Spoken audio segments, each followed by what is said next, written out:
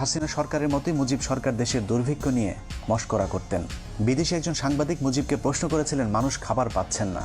জবাবে মুজিব বলেন, এই সবই গুজব। আমরা ফ্রিতে মানুষকে খাবার দিচ্ছি বলেই মাত্র ২৭,০০০ মানুষ মারা গিয়েছে।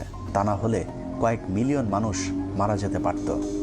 It seems that many people, perhaps tens of thousands of people, are simply not getting food in this country.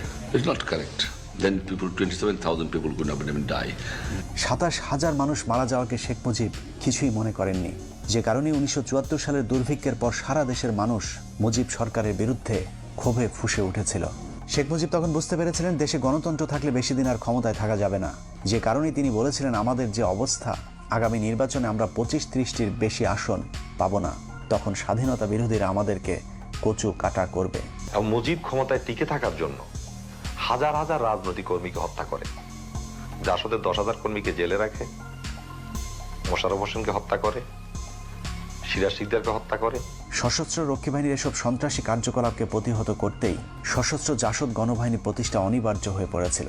শতভাগ মুক্তিযোদ্ধাদেরকে নিয়ে গঠিত রক্ষী বাহিনীর অত্যাচারের কারণে ওই সময় ব্যাপক জনপ্রিয় হয়েছিল শতভাগ মুক্তিযোদ্ধাদের নিয়ে গঠিত দল জাসদ, যার ফলে ১৯৭৩ সালে নির্বাচনে আওয়ামী লীগের প্রধান প্রতিদ্বন্দ্বী হয়ে দাঁড়ায় জাসদ নামক নতুন ওই রাজনৈতিক দলটি। মানুষের সিভিল রাইট এবং মানুষের ফান্ডামেন্টাল রাইটস এগুলি কাঠিল করে দিয়ে মুজিব ক্ষমতা থাকার চেষ্টা করে।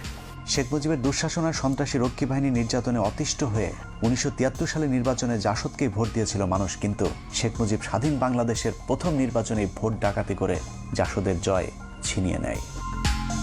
ভোট ডাকাতির মতো ১৯৭৩ সালে নির্বাচনে শেখ মুজিবই প্রথম বিরোধী প্রার্থীকে গুম করার নজিরও স্থাপন করেন।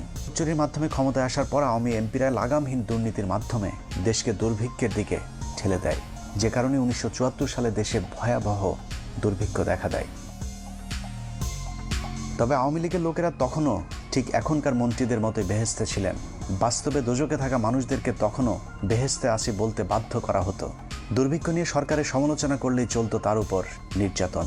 ভাত দে হারামজাদা, তা না হলে মানচিত্র খাবো।